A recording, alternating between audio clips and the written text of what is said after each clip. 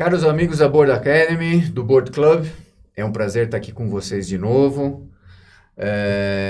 Hoje nós temos aqui uma presença bastante especial, na companhia aqui do meu grande amigo, Rogério Rego. E aí, Rogério, como é que você está? Tudo bem? Oi, Odo, tudo bem? Prazer estar aqui com você, dividindo esse espaço novamente. Hoje a gente tem uma convidada aqui super especial, né? Uma pessoa aí que vem numa trajetória muito bacana, muito interessante. Eu acho que vai contribuir muito com o que a gente vem falando sobre governança proativa, todo esse contexto do ecossistema de ESG também. A gente está aqui com a Flávia, que é a nossa colega. Flávia, seja muito bem-vinda ao nosso podcast Os Conselheiros. É um prazer estar aqui dividindo esse espaço com você na mesa. E, de novo, Flávia aí tá liderando toda a prática toda a parte de ESG e também de risco social dentro da Vale. Então vai poder dividir bastante coisa super interessante e boas práticas aqui conosco. Com certeza, são temas extremamente atuais, né? Que a gente vai estar abordando aqui, aproveitar um pouco dessa trajetória profissional desenvolvida pela Flávia. E vocês, conselheiros, prestem bastante atenção, tá? Porque é um tema, como eu já disse, extremamente atual, e que tem cada vez mais relevância, está se tornando e já é um tema estratégico nas empresas, né? A gente vê a relevância disso nas empresas e a própria sociedade está cobrando muito isso, né? Então, é um tema que é uma oportunidade muito grande que vocês têm aqui de aprender um pouco com a Flávia aqui, com a experiência que ela vai compartilhar com a gente. Sem sombra de dúvida. Então, Flávia, seja muito bem-vinda, por favor. Muito obrigada, Rogério, Udo. É um grande prazer estar aqui, né, falando com vocês, falando com todos os nossos colegas aí do Board Club, da Board Academy. É realmente uma grande satisfação poder bater esse papo. Legal. Muito bom, Flávia, para começar o nosso bate-papo, fala um pouquinho sobre a Flávia. Quem é a Flávia? Onde você mora? De onde você veio? A sua formação? Do que você gosta? Enfim, conta um pouquinho da pessoa Flávia para gente. Bom, eu sou uma menina que nasceu no interior de Minas, numa cidade média, 90 mil habitantes, mais ou menos. Sou filha de um caminhoneiro e de uma dona de casa.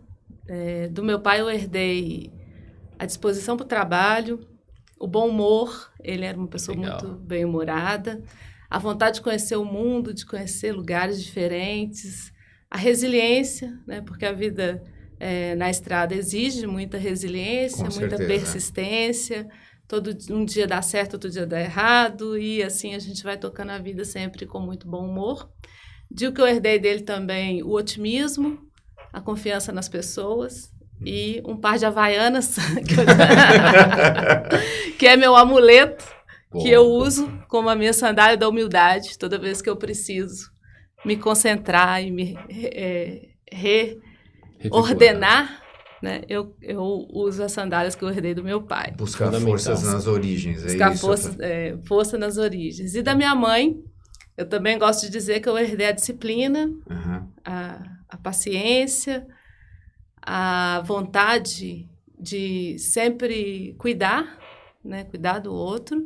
E uma forma de pudim, que ela fazia o melhor pudim da vida. Pudim de leite? Pudim de leite, que eu herdei a forma e a receita, porque ela fazia questão sempre de receber meu pai quando ele voltava de viagem com açúcar e com afeto, com seu doce predileto, que era o pudim de leite. E da minha mãe também eu herdei a disciplina com dinheiro, que ela falava que a gente não devia fazer dívida, nunca gastar mais do que tinha. Era uma pessoa muito organizada que balanceava aí a família junto com meu pai. E nessa trajetória, qual que é a sua formação, enfim, o que te levou, né? Conta um pouquinho como é que você chegou, né? Das escolhas que você teve que fazer para chegar nessa atribuição que você tem. Sim, eu sou a única mulher numa família, eu tenho 3 irmãos. Todos nós, né, tivemos que batalhar desde muito cedo.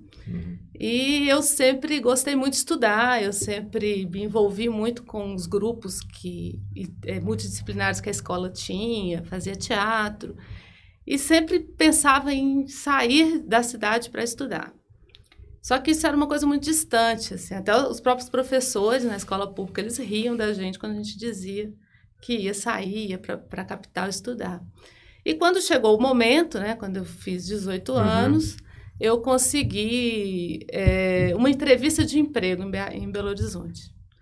E peguei todas as minhas coisas e fui para a entrevista de emprego, onde deu tudo errado. É lógico que eu nunca tinha trabalhado numa empresa. Era na IBM, imagina. Olha só. E não tinha nenhuma experiência. E não consegui esse trabalho, mas consegui ficar um tempo. E meus pais achavam que eu ia ficar 2 meses e ia voltar. Mas uma tia me acolheu, fiquei ali na casa dela por 3 meses. Fui arrumando um emprego atrás do outro. E sempre com muita dificuldade, porque década de 90, né, 94, o Brasil estava com muita dificuldade econômica. Consegui um emprego numa escola de inglês, onde a gente vendia o curso de inglês. E eles ensinavam a gente uma técnica de vendas que eu fiquei muito impressionada, porque eu sentei na frente de uma pessoa que eu nunca vi e saí de lá com um cheque na mão. Falei, e vendeu, gente, como assim? Vendi. Olha consegui vender. Consegui um lugar que me vendia a comida, né, para eu pagar quando eu recebesse. E assim eu fui me virando.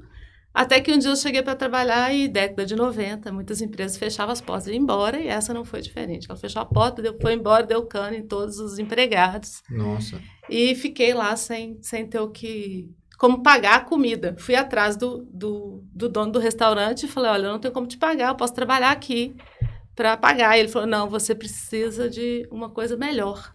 Arrume uma coisa melhor e quando você tiver o dinheiro, você volta e me paga. Olha só que confiança. Foi a primeira vez que eu senti isso, né? Uma relação de confiança e alguém que acreditava em mim. Falava, você vai dar conta de fazer coisa melhor. Consegui um emprego numa seguradora do Bradesco. Fui trabalhar numa agência do Bradesco e ali eu fui tomando um contato com um outro mundo. Até que também estava muito difícil. Eu falei, tinha quase 1 ano que eu já estava em Belo Horizonte, eu não conseguia meu objetivo, que era estudar. Falei, vou voltar para casa. E meu pai, nesse momento, falou, não, vou te ajudar, e me deu um cheque. Mandou meu irmão me levar um cheque. Era tipo um cheque, assim, hoje, R$1.000. Quando eu vi aquele cheque, falou, para você se manter aí por mais um tempo. Quando eu vi o cheque, eu falei, fiquei rica, né? Agora sim, agora eu posso estudar.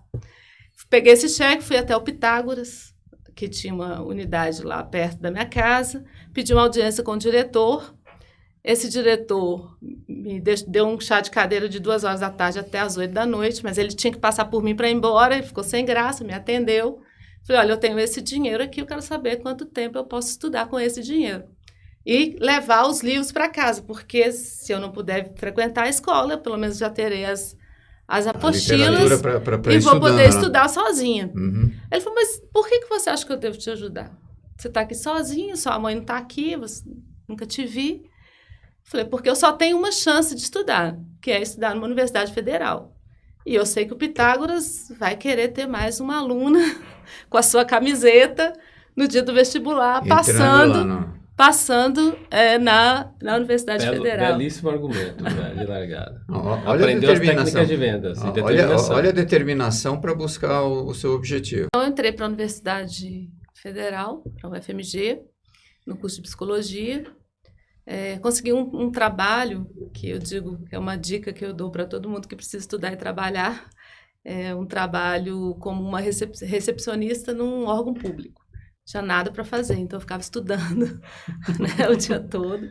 Comecei nesse trabalho até antes, eu ainda estava no pré-vestibular e foi ótimo porque era uma fundação de meio ambiente e com isso, além de ter o trabalho, eu tinha vários professores, né, porque lá tinha geógrafos, biólogos, físicos, todo mundo me ajudava com os estudos e lá eu fiquei até quase me formar. Então, eu estudava de manhã na UFMG, trabalhava à tarde nesse lugar, e é onde eu conseguia estudar. Eu saí de lá faltando 1 ano para me formar, para poder fazer estágios, me dedicar mais ao trabalho, ao estudo e ao trabalho mesmo, já, mesmo que não remunerado, mas voltado aí para a minha formação.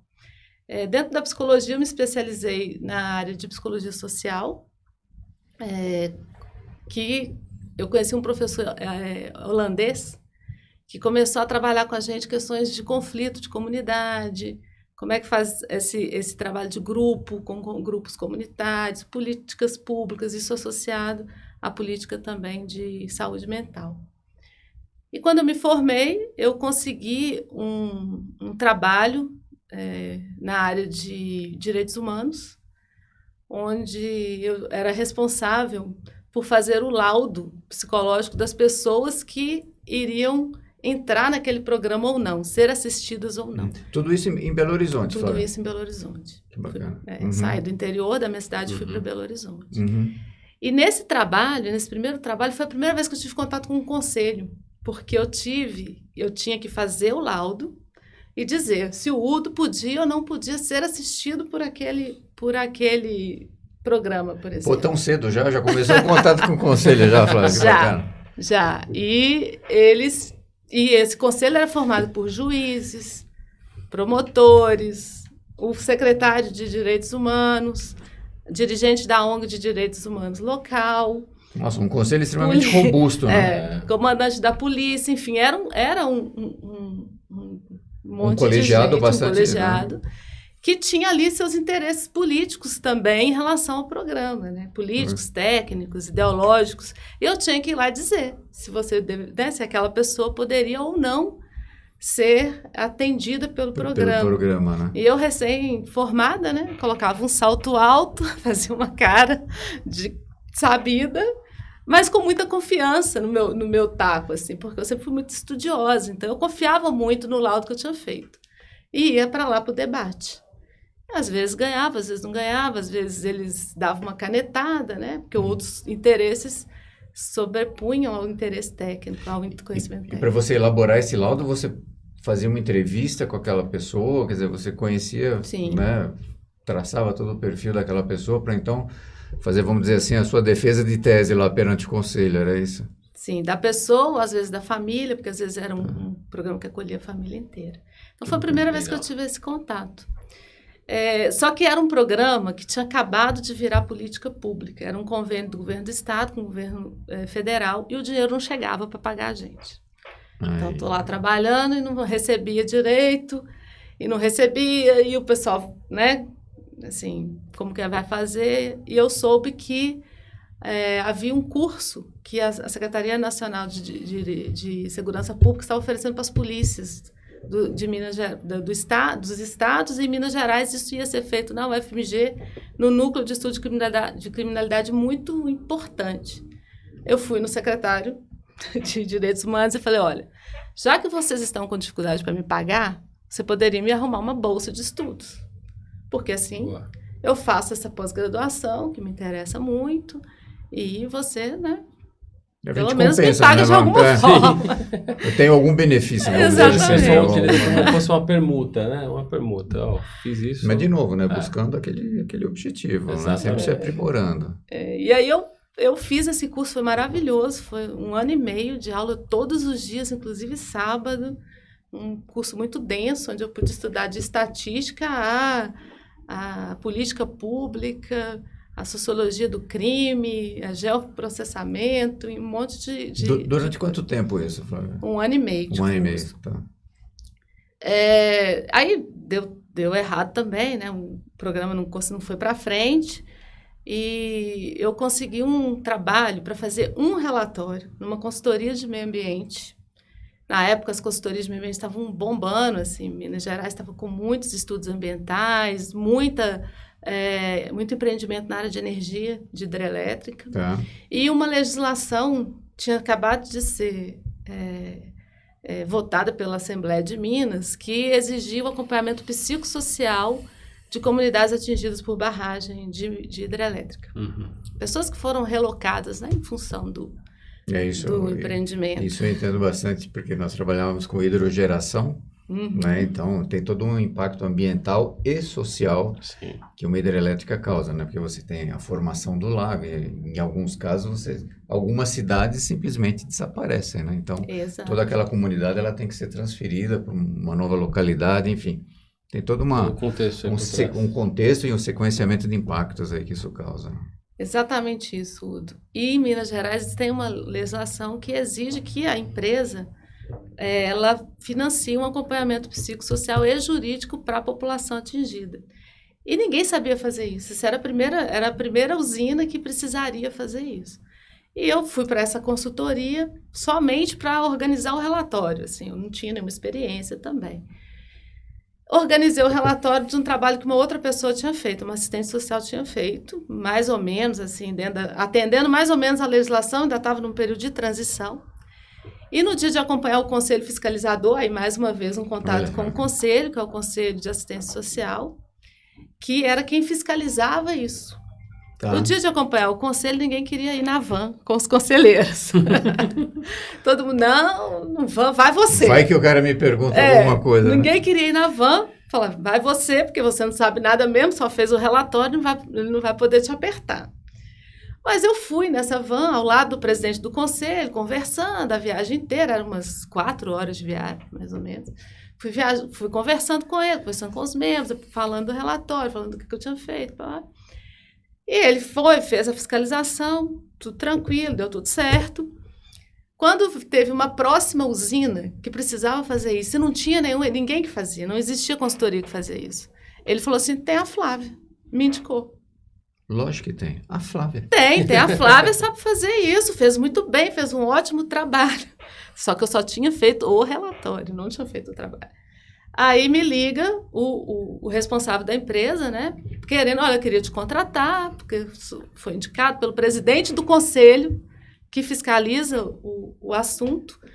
Eu falei, mas não fui eu que fiz o trabalho, eu fiz somente o relatório, quem fez foi uma assistente social. Ele falou, então chama ela, monta uma equipe, monta a equipe que você quiser e faça o trabalho, porque a gente não tem ninguém, não tem nenhuma referência.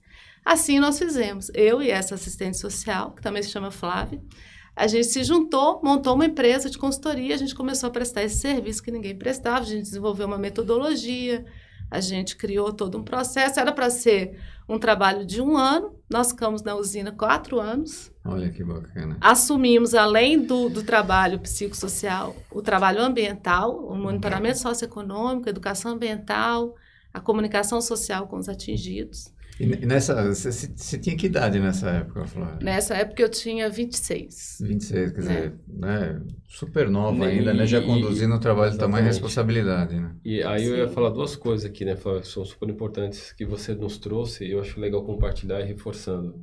Primeiro, a base familiar, né? Você vê que ela trouxe aqui a questão dos pais, né? Tanto do lado do pai pela humildade, como do lado da mãe da disciplina, né, de ter um olhar muito prático das coisas. Então, acho que isso foi um momento bacana de aproveitar as oportunidades. E a outra é essa questão de maturidade, né, de saber como lidar com toda essa situação.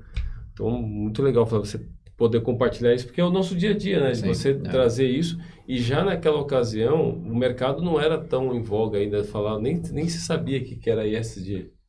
Hoje não sabemos, mas naquela época ela já estava fazendo já um processo que se transformou em ESG, né? Estava trabalhando uma das pernas que era o social, né? De uma maneira muito forte. Exato. Quer dizer, tem a questão dos valores da família, exatamente, uma coisa muito forte, né?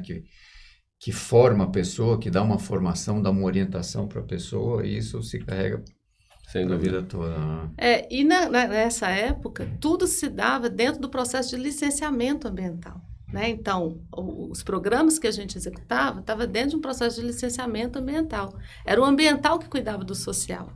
Né? Dentro da visão ambiental que tinha o social. Então, já existia, né? Não tinha esse nome, né? Não se chamava ESG, mas a gente já trabalhava ambiental e social de forma muito integrada, até porque nos casos de hidrelétrica isso acontece muito junto. Né? Não tem muito como separar as coisas. E montamos essa consultoria foi super bem sucedida. A gente, eu psicóloga e ela assistente social, a gente tinha uma expertise muito grande em relacionamento com stakeholder, mobilização, gestão de conflito. Então, isso é um conhecimento que cabe em várias frentes. Nós trabalhamos com projetos de saneamento do Banco Mundial, fazendo a mobilização da comunidade para esses projetos. Trabalhamos em planos diretores, também estava começando a exigência de que o plano diretor fosse participativo. Isso não era, então quando mudou a legislação, a gente estava lá com a consultoria pronta, com a metodologia pronta para assumir esse mercado. Trabalhamos em vários planos diretores municipais, que me deu uma bagagem muito, grande também. Trabalhamos em programas ambientais, trabalhamos com várias empresas pequenas, médias e também grandes, como foi o caso da usina, né? E a Vale, então, em 2008, estava montando a sua equipe de meio ambiente da área de energia, que ia cuidar das hidrelétricas e de todos os projetos de energia da Vale. E eu fui convidada para ser, então, a primeira analista social desse grupo, dessa equipe que cuidava da energia. Foi maravilhoso, porque eu tive a oportunidade de trabalhar com hidrelétricas em vários lugares do Brasil, 8 hidrelétricas, em fase de operação, de implantação e de estudo. Quer dizer, você pegou toda a cadeia. Desde o princípio, né, na questão do licenciamento ambiental, social, até a entrega da usina, a entrada em operação e tudo mais. Sim, e o pós, né, a operação. Tá. Então, essa experiência ela é muito importante porque eu consigo ter a visão do social em todas as etapas de um empreendimento, desde o seu nascedouro. Então, quando você está aqui com um projeto que é só papel, é a hora de discutir quais os riscos sociais tem aqui. Quer dizer, desde aquela questão de você abordar a população, né, que vai ser afetada por aquela instalação, até depois daquela população já instalada numa nova localidade, vamos dizer assim, né, com a nova realidade de vida, enfim, deve ser muito interessante uma coisa dessa. Agora, eu queria fazer algumas provocações, Flávio. Acho que é muito interessante você trazer todo esse contexto, mas eu queria entender um pouco mais, assim, a gente fala muito da gestão da emoção, gestão dos stakeholders, gestão de risco, né, que está tudo inerente a um dia a dia do seu trabalho, né, quando a gente fala de toda essa questão, licenciamento, meio ambiente, governança. Se você puder também trazer um pouco, assim, o que você entendeu, e na época, obviamente, eu olhando hoje, a questão a gente fala muito das boas práticas de gestão, né? Naquela ocasião ali, onde você se atualizava, quem que era, se você tinha algum mentor, onde você buscava conhecimentos para a execução de um projeto tão complexo como esse, né? Então, eu queria ouvir um pouco onde você buscava isso e que boas práticas hoje você vê no mercado que estão mais atualizadas aí. Então, na época, a gente não tinha muita referência, né? A dica que eu dou, né, e foi uma coisa que eu apliquei muito, é ouvir bastante todas as partes. Assim. Eu tenho chamado aí nas falas que eu tenho feito de escutativa com a sociedade. Legal. Então, eu frequentava todos os eventos promovidos pela academia, em parceria com os movimentos sociais. Então, os movimentos atingidos por barragem, eles faziam seus eventos, seus seminários. Sim. Eu ia em tudo, né, para conhecer, entender, ouvir o que eles estão dizendo, o que eles estão reclamando, o que eles estão trazendo de ponto crítico. É verdade? Não é verdade? Eu sempre também gostei muito de trabalhar com equipe multidisciplinar. Então, uma aluna super focada, eu escutava muito todos os engenheiros, os argumentos. Então, eu como social, e aí uma pessoa da área social, ela tem que entender do meio físico, do meio biótico, ela tem que entender do projeto, ela tem que saber de fato onde vai passar aquela linha de transmissão, aonde vai passar aquilo, quem que é a pessoa que está ali. Eu bebi muito na fonte da geografia, né, os estudos geográficos dos empreendimentos, então aprender a olhar o mapa, analisar e escutar, e participava de todas as reuniões que me chamavam, onde estavam debatendo os projetos. Eu queria aprender tudo, eu não lia só o capítulo do social do EARIM, eu lia tudo, né, dos estudos ambientais. O que vinha, eu não lia apenas o que era a minha parte. Então, desenvolver a visão do todo, e aquilo que eu não entendia, eu perguntava. E, às vezes, eu pedia ao engenheiro que me traduzisse para eu traduzir para a comunidade. E aí vinha aquela coisa escrita que eu falava para eles, meu amigo, eu não entendi nada. Se eu não entendi, a comunidade não vai entender, né? Então, essa questão interação. Da comunicação, né? De você conseguir transmitir aquela demanda, aquela necessidade ou aquela informação para uma população que não está habituada com aquilo. Eu fiz uma segunda pós-graduação que foi numa área de projetos sociais, então desde o estudo até a avaliação e monitoramento de projetos sociais, também na UFMG, no Departamento de Sociologia, que é um ouro que nós temos em Belo Horizonte, né? E foram fontes muito importantes para mim. Mas a prática, o dia a dia dos projetos é mestrado, doutorado, MBA, porque Você tem que discutir, por exemplo, no caso de Belo Monte, que foi um grande projeto, né, de hidrelétrica. A Vale, ela participou do leilão e eu fiz parte da equipe que analisou o custo social do empreendimento para dar o lance no leilão. Aquilo foi um trabalho muito rico, porque era a pessoa de finanças ia lá explicar a matriz financeira do projeto. Eu dizia, mas você precisa incluir aí mais reassentamento, mais isso, mais aquilo, hospital, que não tem, escola. Ah, mas isso vai custar quanto? Né? Reassentamento custa quanto? Então, esse dia a dia de desenvolvimento de projeto, para mim, foi minha grande escola. Legal, muito bom. Agora, quando você olha o mercado atual, né, Flávia, em relação a tudo que você trouxe aqui, como que você enxerga as empresas olhando essa questão licenciamento, meio ambiente, né, o contexto do ESG? Para onde você acha que vai caminhar isso? Como que você vê as pequenas e médias também, né? Porque a gente fala muito para as grandes, mas aqui dentro da Board Academy a gente fala que a gente tem que levar a governança proativa para mais de 45 mil empresas, né? De pequenos e médios, né? Então, pequeno e médio porte, exatamente. Como que a gente pode ajudar essas empresas, né? Que tipo de, não, vamos falar conselho, né? Ou boas práticas que a gente pode também compartilhar com eles aqui? O que eu tenho visto, Rogério, é essa coisa ganhando um volume de importância muito grande. Né? Ao longo da minha carreira, né, tem 22 anos que eu estou nesse meio, eu vejo, por exemplo, os investidores exigindo mais, né, os credores exigindo mais, a sociedade exigindo mais. Do ponto de vista do licenciamento ambiental, eu acho que tanto pequenas quanto grandes empresas, quanto médias, já têm um rito. Né? Bem ou mal, de acordo com cada setor, ela já tem um rito de fazer aí todos os seus estudos, entrar no órgão ambiental, porque é o mínimo e ela vai cumprir a lei. Né? Mas você acha que isso já está a nível de consciência, Flávia, né? Que as pessoas já têm consciência e se preocupam com isso, mesmo as pequenas e médias empresas?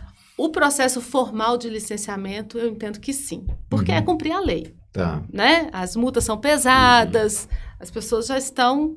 Né? O crime ambiental realmente é sério, ele é sério. Né? E as pessoas já têm isso, acho que as empresas já têm isso mais internalizado. Agora, quando a gente fala de licença social para operar, fica uma coisa mais etérea. Porque quando você vai fazer a análise do seu empreendimento, você precisa olhar qual o impacto social que ele causa, qual o risco social que ele traz ali naquela localidade, né? Quais são os interlocutores, quais os stakeholders que você precisa se relacionar, o que estão dizendo sobre o seu setor, o que estão dizendo sobre o seu empreendimento, sobre os riscos que você traz. Isso eu penso que a gente pode ajudar muito, e eu acho que aí é o papel do conselheiro, trazer para uma reunião de conselho a visão. Porque todo mundo pensa que é investir, é construir escola, é construir uma coisa na comunidade, é dar dinheiro para alguém, é fazer alguma coisa que antigamente a gente chamava, né, genericamente de filantropia ou, né, responsabilidade social. É mais do que isso, Sim. Mas pode ser menos do que isso do ponto de vista de investimento financeiro. É uma visão mesmo, um olhar para o seu risco, para o relacionamento que você tem ali com as comunidades do entorno, com a sociedade em geral. Isso é muito importante mesmo. Olha só, de novo, né? Você falou que logo no começo você já teve contato com o conselho, conselheiros, enfim, né? Desde a sua daquela viagem de 4 horas na van com ela sentada ao lado. Mas, de novo, né? É a questão de você trazer todo o contexto que está envolto com aquele projeto, né? Todos os possíveis impactos, né? De conseguir mapear isso, né? A gente fala muito isso nas formações da Board Academy, de você conseguir montar todo esse cenário para aí, então, com base nesse cenário, com as demandas, com as circunstâncias, né?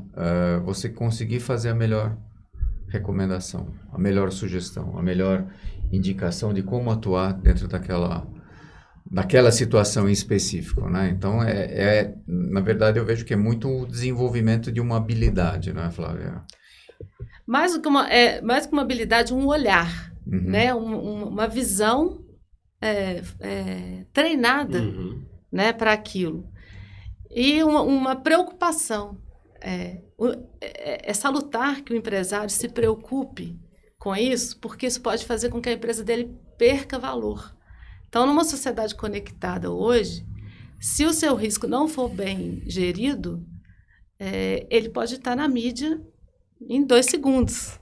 E né? reputação a gente sabe que é uma Sim. coisa que, né, ela demora muito tempo para ser conquistada, mas para perder é muito rápido. É muito rápido. Então, a construção dessa credibilidade, dessa reputação envolve todos esses aspectos. E reforçando, Perfeito. não é só a questão, né? Eu até vou usar uma expressão aqui, não é modismo, né? Não. Porque o ESG, as pessoas entendem como fosse um modismo, né? Mas a gente entende aqui que sobre os ganhos disso, né? Os benefícios, como você propriamente citou aí, Flávia, que você mitiga risco, você consegue gerar valor para a companhia, são valores intangíveis, não só financeiros também, mas até uma questão de ter um olhar sobre o capital, sobre os credores, como você falou, ou até mesmo investidores, o pessoal olha e fala assim, olha, a empresa aqui tem uma governança, ela tem uma preocupação, tem um olhar mais moderno, vamos chamar assim, um olhar mais contemporâneo, porque é o que todo empresário está buscando, porque normalmente a gente sempre fala assim, olha, o empresário brasileiro hoje, ele busca caixa, né? Em todas as operações, todo qualquer tipo de investimento e projeto, ele está buscando geração de caixa. E quando a gente vai num tema falando de ESG, normalmente ele tem a gente sempre fala assim, como que a gente pode elevar o nível de consciência, né, para o empresário sobre a relevância e a total importância dessa solução, vamos chamar de solução, né? Desse framework dentro da operação. Então é legal você estar trazendo isso para nós aqui, para a gente poder compartilhar com quem está nos escutando também, é super importante. Rogério, e como que eu acho que a gente pode contribuir com essa visão, né? É trazer um outro olhar, mudar um pouquinho o foco, assim, da lente, né? O empresário quer caixa e o investidor quer segurança. Ele quer previsibilidade. Então, uma empresa que não gere, nem conhece os seus riscos, ela não traz previsibilidade. Então, só para te dar um exemplo, eu tive a oportunidade na Vale de fazer parte de uma gerência que fez todo o normativo da atuação social da Vale. Porque a gente já tinha uma prática, a gente já tinha muita coisa implantada, mas nós não tínhamos um arcabouço normativo que, do CEO... São diretrizes, é isso? São diretrizes. Do CEO ao chão de fábrica, as pessoas conhecessem o que é isso. Porque, às vezes, falta para a empresa tangibilizar. O que é isso? O que eu tenho que fazer? Então, a norma é muito simples. O que eu posso, o que eu não posso fazer nesse quesito? Como fazer? Quais os processos eu preciso incorporar no meu dia a dia para fazer avaliação de risco social? Eu já faço uma avaliação de risco operacional. Eu vou incluir ali mais 3 ou 4, 5, 6 perguntas. Que aí eu vou fazer perguntas, que é o que o conselheiro faz. De novo, né? olha aí. De novo. Vou fazer perguntas para mim mesmo, né? Para a minha área operacional, para o meu conjunto de pessoas. Eu tenho uma equipe multidisciplinar. Toda empresa tem pessoas de várias áreas ali atuando. Junta todo mundo e faz um método ágil ali. Vamos aqui fazer um mapeamento. O que vocês acham que a gente tem de risco operacional que pode se tornar social? Porque o risco operacional ele não para no portão da empresa. Ele ultrapassa. E hoje, com a internet, a gente tem, por exemplo, já teve situações do próprio empregado filmar uma coisa dentro da empresa e jogar para fora uma informação. Então, quais são os riscos que a gente tem? Vamos escrever aqui um manualzinho, riscos de direitos humanos, vamos escrever aqui um pequeno manual, internamente mesmo com os próprios empregados, né? Nós fizemos isso, né? Nós fizemos com equipe própria, apenas indo às operações, indo no chão de fábrica, indo nas comunidades, identificando uma equipe. Eu tinha uma equipe de 5 pessoas. Nós fizemos todo o arcabouço metodológico e normativo, que hoje, inclusive, claro, evoluiu, porque isso já tem alguns anos, ele evoluiu bastante, mas foi o primeiro passo para que o social se tornasse um KPI, inclusive, do board. Legal. Quer dizer, é um diamante que foi sendo lapidado ao longo do tempo e, naturalmente... eu acho muito interessante também essa questão da transversalidade do que a gente chama hoje de ESG. Há uns anos atrás a gente chamava de sustentabilidade, que também tinha esses 3 pilares, né, do social, do ambiental e da governança, que está tomando cada vez mais relevância. Quer dizer, como, né, você também levar, por exemplo, para uma área financeira, para uma área operacional, ou para uma área de comunicação, de marketing, toda a relevância e a importância de tratar adequadamente esses temas, né, para que aquele resultado final e aquela relevância, a construção da reputação, ela seja feita de uma maneira bastante sólida, né? Agora uma outra pergunta, até para a gente fazer essas provocações aqui para o mercado, né? Flávia, na sua visão, como que você olha hoje, né? A gente fala muito dessas implementações do ESG no Brasil já há alguns anos, mas eu acho que ainda tem a questão que a gente fala muito de maturidade. Olhando para outras regiões, né? Seja a Europa, Estados Unidos, a Ásia, como que você enxerga as diferenças, né? Como que essas outras regiões tratam esse tema e o que eles têm de boas práticas que de repente a gente possa compartilhar aqui com nossos colegas para levar esse conhecimento para todos? Olha, eu não tenho um conhecimento muito aprofundado, né, a ponto de fazer uma comparação entre países. Mas no que eu vejo de empresas que eu conheço, de operações que nós, né, mesmo temos em outros países, e outras empresas que eu tenho, né, pessoas trabalhando em outros países, é que isso não é uma questão apenas de estar num país ou no outro. Eu penso que tem a responsabilidade de empresas. A gente tem empresas excelentes no Brasil, fazendo excelentes trabalhos muito sérios, implantando de fato os processos de ESG com muita responsabilidade. E a gente tem outros que não. E assim acontece em outros países também. Entendi. Às vezes a gente diz assim, mas a legislação no Brasil é frouxa. Não é. A legislação ambiental do Brasil ela é muito boa. Ela é uma legislação muito assertiva, rigorosa, né? Há quem acha até que é rigorosa demais, né? Não vou entrar nesse debate aqui, que eu acho que não é o foco, mas nós temos empresas muito boas. E nós temos empresas aqui, outro dia eu participei de um bate-papo com um colega aqui da Board também sobre comércio exterior. Tem empresas aqui que estão sendo forçadas a mudar a sua prática, não em função de legislação, mas em função do consumidor que ela tem no mercado internacional. Então, a empresa que exporta, ela não é uma legislação lá que está diferente, é um consumidor mais consciente. Lá, que está, né, na Europa, nos Estados Unidos, que não aceita, por exemplo, consumir uma carne que vem de um desmatamento da Amazônia. Só para dar um exemplo genético, né? Assim, então, eu penso que nós temos empresas aqui se estruturando muito bem também. E cada vez mais a gente vê o próprio consumidor demandando essas questões, né? Sim. Ambientais e sociais. Quer dizer, eu acredito, né? É o consumo consciente, né? Exatamente. E as pessoas, os consumidores, deixam de consumir, né, de determinada empresa por uma violação de uma questão social ou ambiental, alguma coisa assim. Quer dizer, de novo, né, a importância do tema que a gente está tratando. E é legal você trazer esse contexto de novo, né, Flávia? Porque assim, nós temos a percepção que no Brasil as coisas, como se for, as coisas tendem a ser mais flexíveis, vamos chamar assim. E não são flexíveis, ela tem uma rigidez, ela tem uma robustez, tem uma questão muito inteligente por trás. Uhum. E quando a gente se depara com empresas de capital nacional, que tem um valor muito grande no mercado, né? A gente não tem a noção, né? A dimensão do quão está sendo muito um trabalho bem feito e o mercado não tem essa noção, essa consciência. Por isso que é assim, de novo, é um tema que a gente tem que cada vez mais fomentar isso aqui para que as pessoas, primeiro, não tenham a percepção que só ocorre em grandes corporações e multinacionais, né, que elas ocorrem em grandes corporações brasileiras, ocorrem em pequenas e médias também que têm a necessidade, que têm essa facilidade de acesso às informações. Eu acho que isso é importante, né, não transformar o ESG como uma solução só para grandes companhias. Então, muito obrigado. Você também está compartilhando isso, que é muito legal, tá ouvindo, tá dividindo isso com todo mundo aqui. E eu tive também a oportunidade de, na minha área, ser responsável por atender alguns acionistas e bancos, né, conselheiros que vinham para conhecer o trabalho, para entender como que a gente atua nesse quesito. E você pode fazer uma lista aí dos principais bancos. Eles vão ter algum tipo de exigência nesse sentido. Então, se uma empresa quer crescer e precisa de um financiamento, ela vai precisar. Se ela quer abrir mercado estrangeiro, ela vai precisar se estruturar.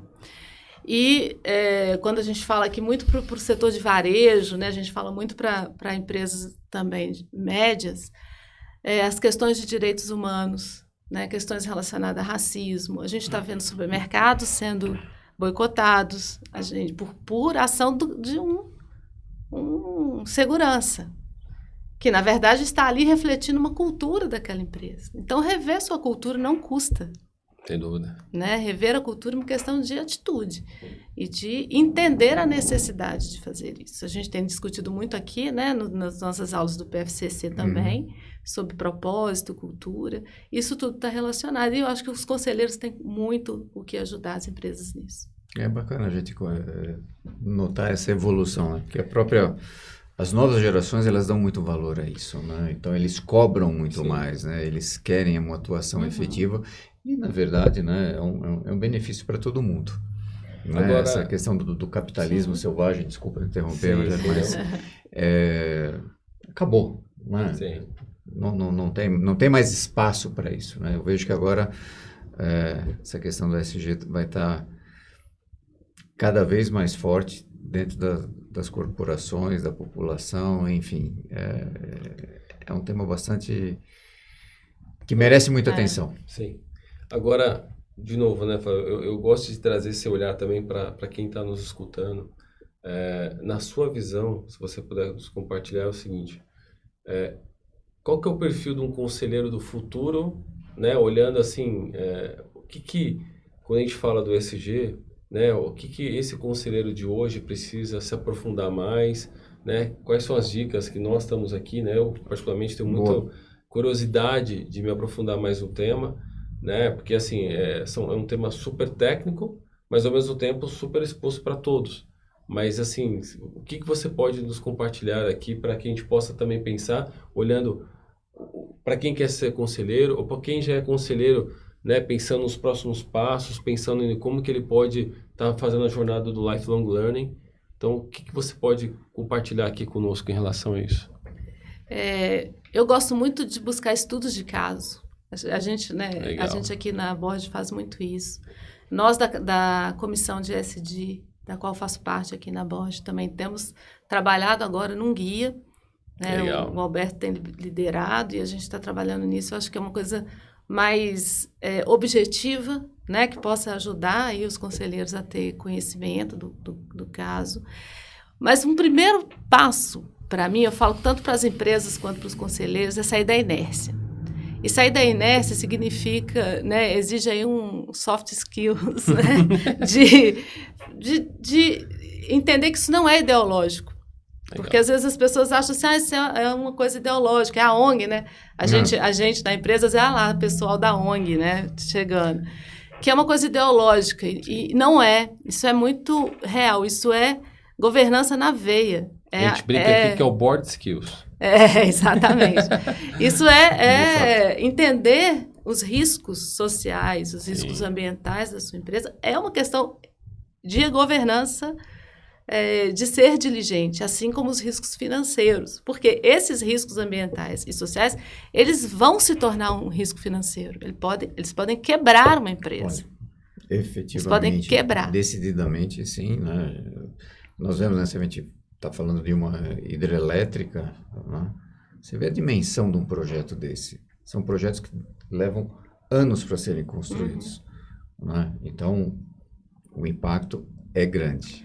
Mas uma empresa grande, como uma hidrelétrica, a gente costumava dizer assim, qual o desaforo esse projeto aguenta? Né? Tipo, desaforo ainda aguenta muito desaforo. Agora, uma pequena empresa, uma rede de supermercados, ela pode quebrar. Com certeza. Se começa todo mundo a boicotar por um simples ato, né? Que não é simples, é muito complexo, né? Um ato de racismo produzido por um segurança, porque ninguém ali naquela empresa parou para pensar que isso pudesse acontecer e ter a repercussão que tem, que racismo é crime, né? Que direitos humanos precisam ser respeitados. Uma empresa que vai ter lá que trabalha, por exemplo, na agricultura e tem um empregado numa condição análoga a escravo, porque ninguém parou para pensar nisso. Ah, mas é terceirizado, está numa outra cadeia. Sim, não, mas está a na sua responsabilidade- cadeia. Então, uma empresa média, ela quebra, ela fecha as portas. Não, a gente não precisa ir muito longe, É. né, Flávia?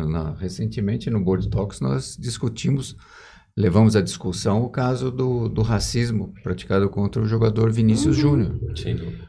Vejam só os impactos que foram causados primeiro para a entidade que promovia, Pra Liga que Espanhola.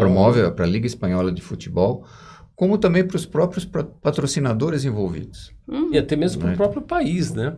Jogadores que queiram, vamos imaginar assim, que gostariam de jogar lá, de repente até perde até o interesse de ir para lá por Exatamente, conta quer de toda dizer, essa circunstância que está ocorrendo. Olha a seriedade do tema, quer dizer, né? De novo, né? Puxando o gancho que a Flávia trouxe muito bem, que é a gestão do risco. Tudo bem, aquela empresa ela não tem controle sobre aquele torcedor, sobre as reações mas ela precisa ter muito bem mapeado o risco que ela corre com isso, já sabendo que ela não tem controle. Sim. E também qual que é um ponto extremamente importante, a gestão da crise. Quando a crise Sim, acontece, Sim. como que você vai reagir, com que celeridade, que time você monta, né, para gerenciar aquela crise? O posicionamento, né? Perfeito, Quando é acontece isso. uma crise, a primeira coisa que os stakeholders querem de você é qual é o seu posicionamento.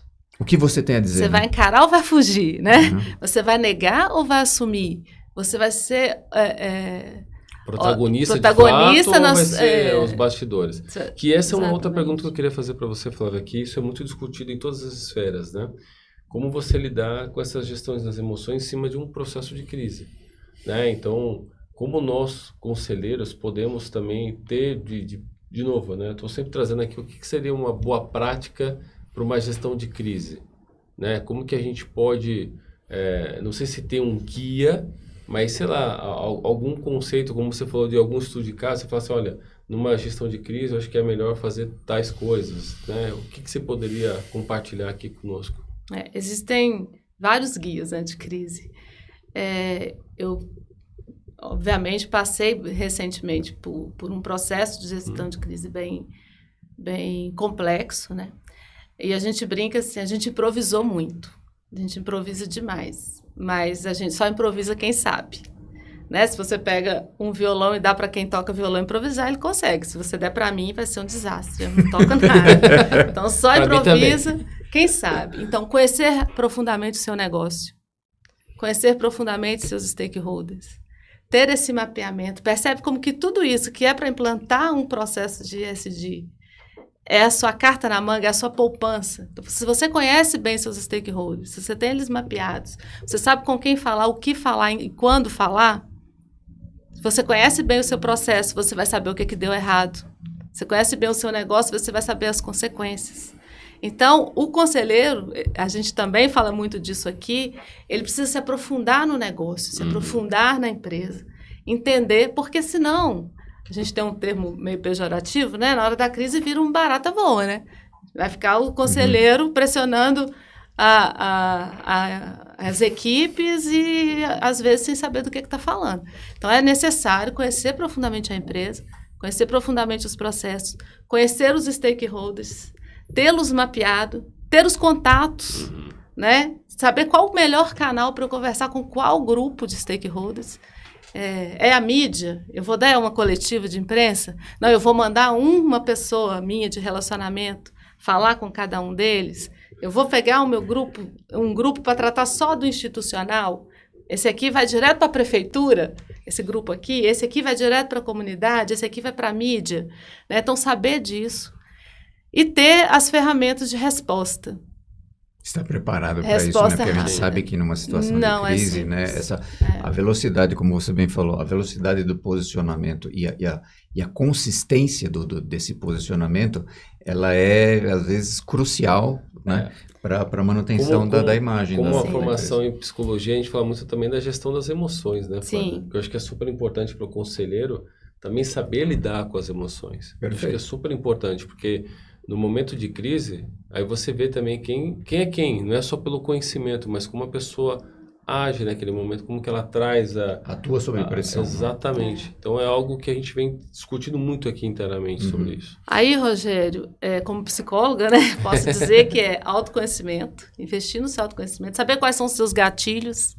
Todos nós temos, né, os nossos. Sim. Então, o que vai me fazer tremer o que me desestabiliza, né? Não é o mesmo que te desestabiliza. Né? Isso vai variar de pessoa para pessoa, mas conhecer bem quais são esses gatilhos. O que é que nos desestabiliza num momento de pressão? O que é que te boicota? Porque, às vezes, você até sabe improvisar, mas na hora que você sobe no palco, começa a tremer e os seus gatilhos de boicote também te atrapalham. Seus sabotadores, né? Que na literatura corporativa costumam chamar. E seus pontos fortes, entender. E quando a gente conhece bem o terreno que a gente está pisando, mesmo no escuro você pisa. Legal. E uma outra provocação agora.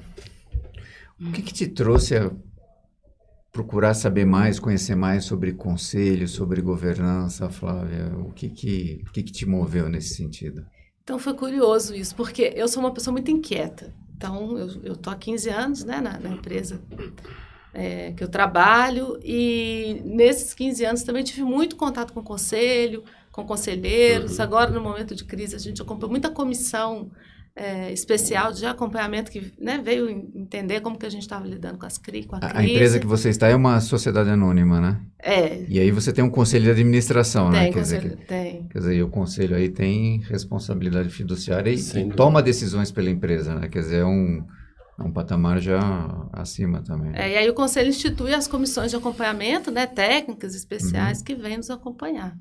E eu comecei a achar isso tudo muito interessante. E, rememorando a minha carreira, eu sempre tive em algum momento, né, esses contatos aí com o conselho. E tive a oportunidade de fazer outro dia uma sessão de mentoria, e eu tô lá escolhendo qual a mentora e vi, olha, ela tem uma formação aqui, ela é uma conselheira consultiva formada pela Dom Cabral.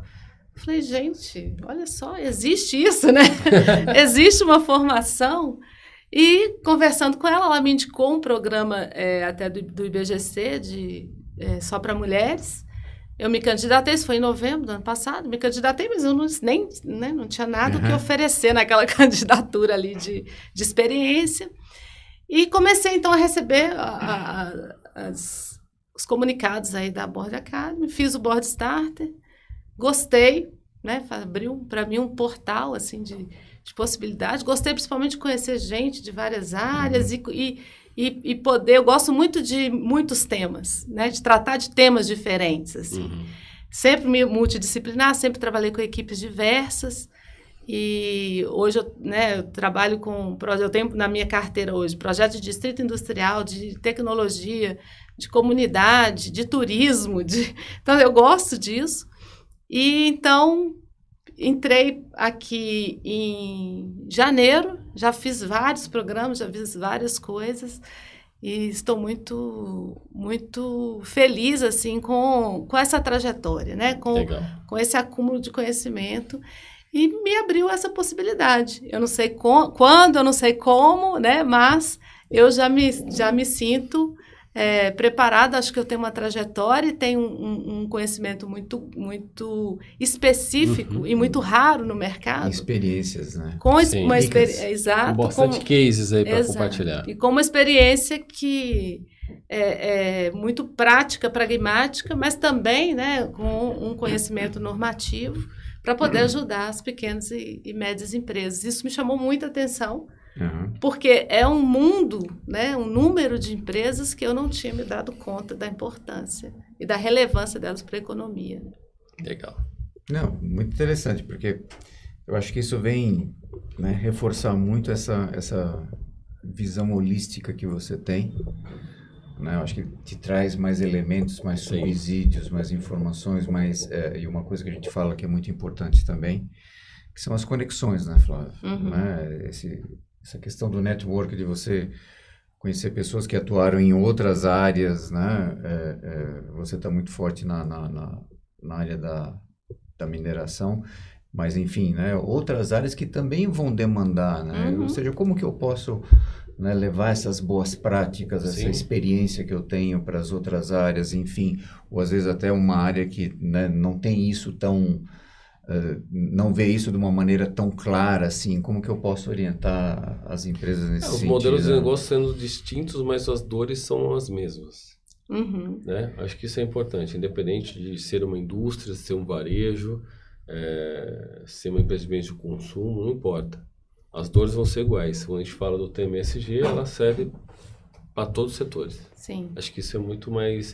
Isso que é o legal, isso que é o mais bacana quando a gente olha, não só como profissional, mas como conselho, né? Quando a gente até fala aqui internamente, fala que o conselheiro também ele tem que entender de negócios, não Exato. do negócio. Exato. Né? Então, acho que isso é bem legal você trazer isso também para nós. Isso foi o que me atraiu muito também para a Board Academy, essa diversidade, né? Eu encontro pessoas em todas as áreas aqui, né? Eu posso não entender exatamente de um determinado tema, mas eu tenho a quem recorrer. Sim. Eu tenho a quem perguntar. Exato. Né? E dentro da Board Academy, né, modéstia à parte, a gente tem especialistas, pessoas, né, com vasto conhecimento que podem nos orientar de uma maneira bastante consistente em determinados temas. Isso é fantástico. Eu acho que o método de ensino também é muito prático, é muito bom. Sim. Eu gosto. Exato. Vou partir para mais uma provocação. Vamos lá, é isso aí. Flávia, Você pode, pergunte. depois de toda essa experiência, né, de ter acumulado tanto conhecimento, enfim, né, o que você falaria para a Flávia, que acabou de se formar em psicologia? Você faria alguma coisa diferente? Ou que estava sentada na mesa lá do Pitágoras. Exatamente. Que conselho, né? Aproveitando o gancho, que sei, conselho você daria para Primeiro, ela? não perca nunca essa cara de pau, né? Que ela é muito útil. Mas eu diria que não é cara de pau, eu acho que é objetividade, Determinação, atitude. Eu quero aquilo, eu vou isso atrás aí, daquilo. é isso. Mas eu diria para mim mesma, né? Para cuidar com tanto foco e tanta determinação da carreira, quanto eu cuidei do trabalho. Eu sempre fui muito dedicada ao meu trabalho, sempre trabalhei muito, né, com muito afinco, sem medir quantas horas, sem medir se tinha que viajar, se não tinha, se tinha que viajar de madrugada, o que tinha que fazer. Nunca medi esforços para atingir um objetivo de trabalho. E nunca me preocupei muito com a carreira, com os objetivos de carreira. E hoje eu tenho aprendido que a carreira também exige estratégia, exige afinco, exige dedicação de tempo, né? Então, se eu posso dar um conselho, falo isso muito para o meu time, eu tenho um time muito diverso, eu tenho gente com 60 anos e gente com 30, né, em todas as formações, e é um conselho que eu dou muito para o meu time. Gente, tira aí, coloca na agenda um momento para a carreira, um momento para estudar, um momento para fazer contatos, um momento para se apresentar, para mostrar o seu conhecimento. Então, isso é uma coisa que eu faria diferente hoje. Muito legal. Legal. E, de novo, né? Provocação sempre. O tempo é curto, a gente poderia ficar horas aqui discutindo sobre isso, é um tema extremamente interessante, mas a gente tem um compromisso de horário também, tem né, essa questão muito forte dentro da Board Academy, faz parte da governança. O que você está lendo, o que você está assistindo, enfim, você daria alguma recomendação para a gente, Flávia, assista isso, veja aquilo, leia esse livro, enfim... O que você acha? Eu não sou muito de assistir série longa, porque eu não tenho muita paciência. O meu tempo livre, eu gosto de fazer coisas ao ar livre, eu gosto muito de caminhar na natureza e tudo. Mas eu gosto de assistir